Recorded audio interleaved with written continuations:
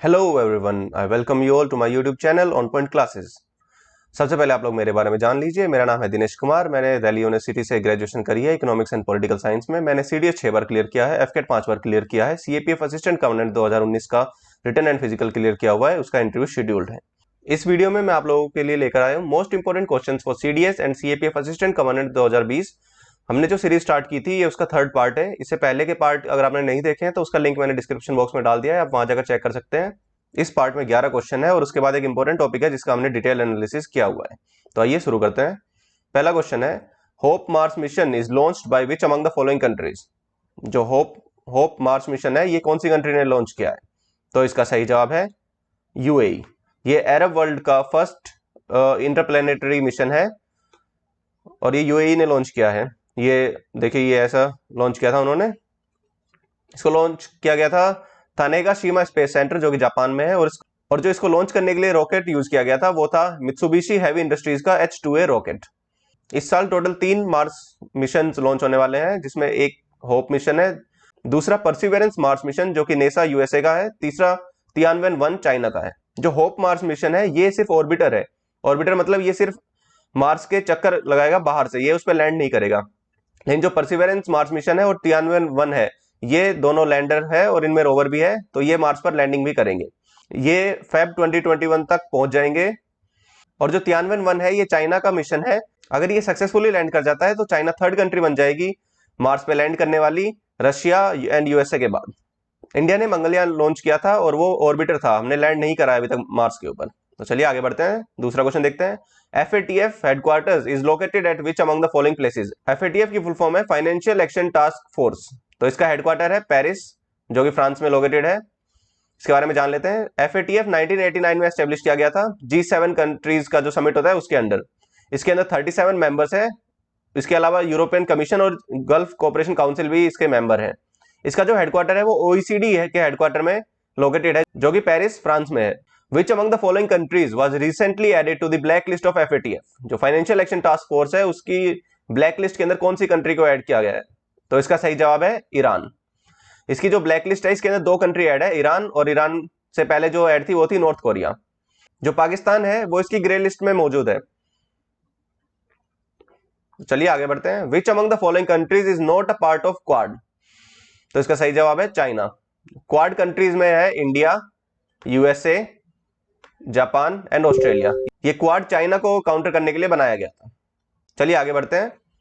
Fifth question है, what is India's rank in global innovation index. जो global innovation index है ये विपो लॉन्च करता है। विपो stands for world intellectual property organisation. इसमें इंडिया की रैंक है 48। इंडिया फर्स्ट टाइम टॉप 50 में आया है।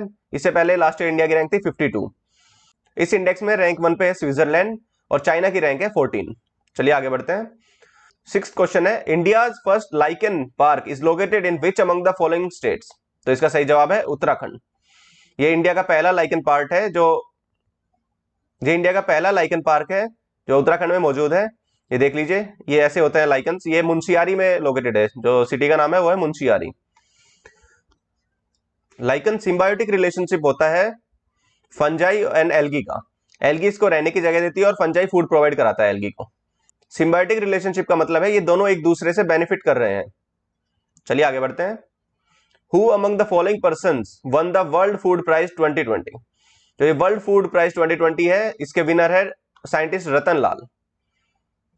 इस प्राइज को वर्ल्ड फूड प्राइज ऑर्गेनाइजेशन देती है और इस प्राइज को नोबेल प्राइज फॉर एग्रीकल्चर के नाम से भी जाना जाता है। ये साइंटिस्ट रतन लाल जी का फोटो है। आगे बढ़ते हैं। Ambarnaya river is located in which among the following countries. इसका सही जवाब है रशिया। अंबरनया रिवर न्यूज में इसलिए थी क्योंकि 20,000 टन ऑयल स्पिल हो गया था जो इस रिवर में पहुंच गया था और इसके थ्रू वो आर्कटिक में चले गया था।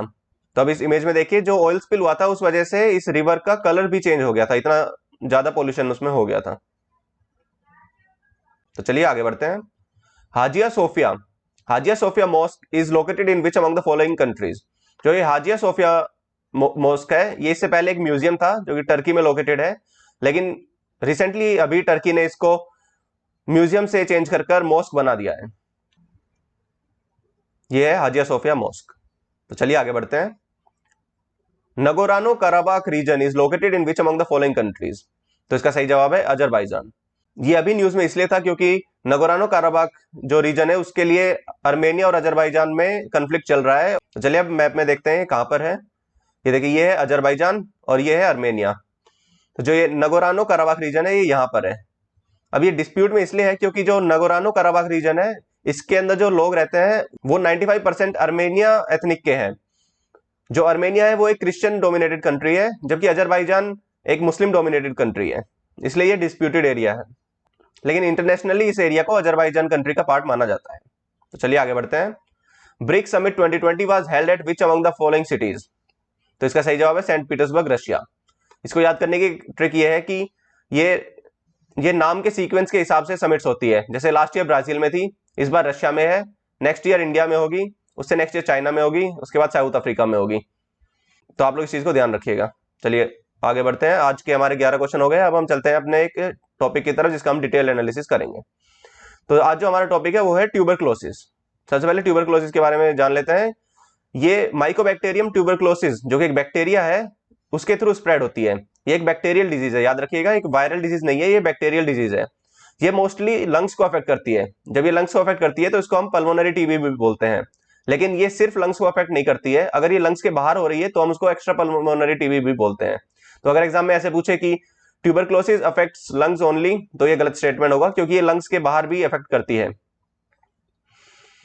ये फैलती कैसे है? तो ये जो इन्फेक्टेड पर्सन है उसके कफ, स्नीज या स्पिट से फैल जाती है।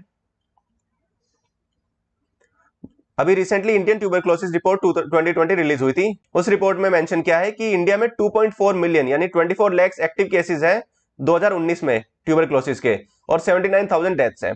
जो ये 79,000 डेथ्स है ये काफी कम है, जबकि लास्ट ईयर WHO ने एस्टिमेट किया था कि इंडिया में 4.4 लाख डेथ्स होती है। छोटी सी मिस्टेक है, 4.4 लाख डेथ्स होती है पर ईयर इंडिया में टीबी की वजह से। और इंडिया जो कंट्री है उसके ऊपर हाईएस्ट बर्डन है टीबी का। वर्ल्ड में जितने भी टीबी के केसेस आते हैं उसमें 27% इंडिया में ही होते हैं। चलिए अब आगे देखते हैं। जो नेशनल टीबी एलिमिनेशन प्रोग्राम, ये India national TB elimination programme चलाता है टीबी को टैकल करने के लिए। तो जो ये नेशनल टीबी एलिमिनेशन प्रोग्राम है इसको फंडिंग मिलती है GFTAM, ये global finance mechanism for TB, AIDS and malaria, world bank and other donors. एक निक्षय पोर्टल, ये याद रखिएगा, निक्षय पोर्टल ये एक ऑनलाइन पोर्टल है। ये टीबी पेशेंट्स को मॉनिटर करने के लिए यूज किया जाता है। या ध्यान रखिएगा, डायरेक्ट क्वेश्चन आ सकता है कि Nikshay portal is related to. चलिए आगे देखते हैं। जो इंडिया की नेशनल स्ट्रेटेजिक प्लान है टीबी को एलिमिनेट करने के लिए, तो उसमें टारगेट रखा है कि हम 2025 तक टीबी को एलिमिनेट कर देंगे। सस्टेनेबल डेवलपमेंट गोल 3 का टारगेट है कि टीबी को एलिमिनेट करना है 2030 तक, जबकि इंडिया ने ये टारगेट रखा है कि हम 5 साल पहले ही एलिमिनेट कर देंगे। इसी स्ट्रेटेजी के अंदर हम डायरेक्ट बेनिफिट ट्रांसफर भी प्रोवाइड कराते हैं 500 रुपीज का, जो कि नोटिफाइड टीबी और MDR टीबी के पेशेंट्स हैं उनकी न्यूट्रिशनल नीड्स के लिए। MDR टीबी है मल्टी ड्रग रेजिस्टेंट। जो टीबी का ट्रीटमेंट है वो 6 से 7 महीने तक चलता है, तो उसके लिए रेगुलर मेडिसिन लेनी पड़ती है। लेकिन जब 2-3 महीने में लोगों को रिलीफ मिलने लगता है तो वो मेडिसिन लेना छोड़ देते हैं। उस वजह से टीबी और ज्यादा बिगड़ जाती है, और बार बार ड्रग्स का यूज करने से टीबी ड्रग रेजिस्टेंट भी हो जाती है। तो इसीलिए काफी रिस्क हो जाता है बाद में ट्रीटमेंट करने के लिए। इसलिए ये सजेस्ट किया जाता है कि टीबी को का जो ट्रीटमेंट है, इसलिए ये सजेस्ट किया जाता है कि जो टीबी का ट्रीटमेंट है वो कंटिन्यूअसली चलाया जाए जब तक बिल्कुल ट्रीट ना हो जाए। तो चलिए अब आगे देखते हैं। ट्रूनेट नाम का एक टेस्ट होता है, ये डायग्नोस्टिक टेस्ट है MDR टीबी के लिए। जो मल्टी ड्रग रेजिस्टेंट टीबी है उनको डायग्नोस करने के लिए ये ट्रूनेट नाम का टेस्ट यूज किया जाता है। एग्जाम में डायरेक्ट पूछ सकते हैं Truenat test is related to. जो ट्रूनेट टेस्ट है इसको अभी कोरोना वायरस के टेस्टिंग के लिए भी यूज किया जा रहा था। चलिए आगे देखते हैं। मिशन इंद्रधनुष, ये जो मिशन इंद्रधनुष है इसके थ्रू जो न्यूबॉर्न बेबीज होते हैं और जो लैक्टेटिंग मदर्स होती है उनको इम्यूनाइजेशन प्रोवाइड की जाती है वैक्सीन के थ्रू। तो ये 12 बीमारियों को कवर करता है, जिसके अंदर included diphtheria, whooping cough, tetanus, polio, tuberculosis, hepatitis B. तो आप लोग इस चीज को ध्यान रखिएगा कि जो ट्यूबरक्लोसिस का वैक्सीन है ये भी मिशन इंद्रधनुष के अंदर इंक्लूडेड है। तो आज की वीडियो यहीं पर समाप्त करते हैं। अगर आपको ये वीडियो अच्छी लगी तो इसे लाइक और कमेंट कीजिएगा और अपने दोस्तों के साथ शेयर कीजिए। इस चैनल को सब्सक्राइब कीजिए ताकि आने वाली वीडियोस के नोटिफिकेशन आप तक आ जाए। Thank you very much.